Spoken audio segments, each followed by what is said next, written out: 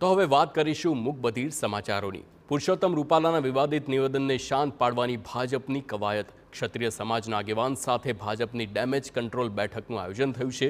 ગોંડલમાં પૂર્વ ધારાસભ્ય જયરાજસિંહ જાડેજાની આગેવાનીમાં ક્ષત્રિય સમાજની બેઠક યોજાશે। રાજ્યસભાના સાંસદ કેસરી દેવસિંહ ઝાલા રહેશે ઉપસ્થિત। ભાજપના 4 ધારાસભ્યો પણ આ બેઠકમાં ઉપસ્થિત રહેશે। શહેર ભાજપ પ્રમુખ નરેન્દ્રસિંહ જાડેજા પણ ઉપસ્થિત રહેશે। કુલ ભાજપના 9 મોટા નેતાઓ આ બેઠકમાં ઉપસ્થિત રહેશે।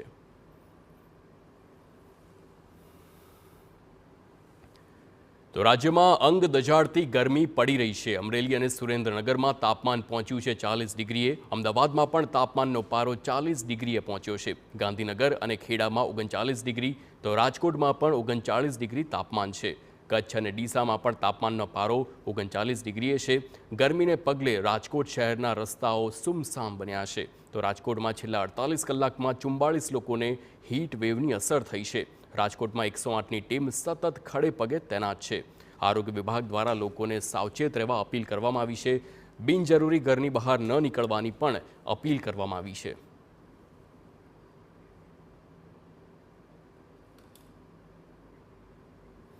તો મહેસાણામાં ભટાસણ ગામની પ્રાથમિક શાળાના શિક્ષક સામે છેડતીની ફરિયાદ થઈ છે। દારૂ પીને શિક્ષક અનેક વખત વિદ્યાર્થીની સાથે કરતો હતો છેડતી તેવો આરોપ છે।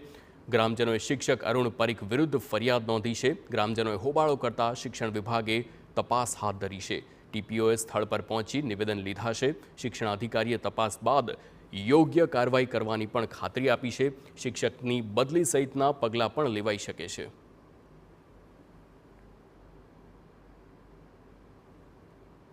તો અમરેલીમાં બાબરાના લીલવડા ગામેથી બોગસ ડોક્ટર એસઓજીએ ઝડપી પાડ્યો છે। ડિગ્રી વગરનો ડોક્ટર જય શ્રી રામ ક્લિનિકના નામે પ્રાઇવેટ દવાખાનું ચલાવતો હતો।